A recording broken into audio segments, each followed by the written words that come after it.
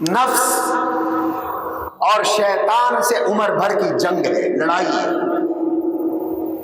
اور شیطان کی کوشش ہوتی ہے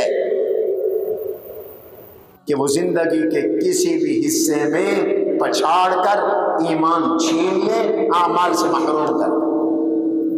حتیٰ کہ شیطان عین موت کے وقت بھی حملہ آور ہوتا ہے، اور عین موت کے وقت اس کی یہ کوشش ہوتی ہے کہ اس مرنے والے کو، جس کے 70 سال توحید پہ گزرے،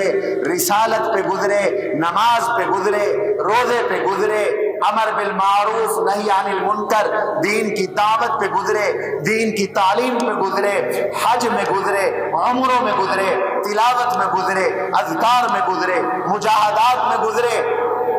کوئی ایسا بول منہ سے نکلوا دے یا ایسا عمل کروا دے کہ یہ بندہ بغیر ایمان کے دنیا سے چلا جائے۔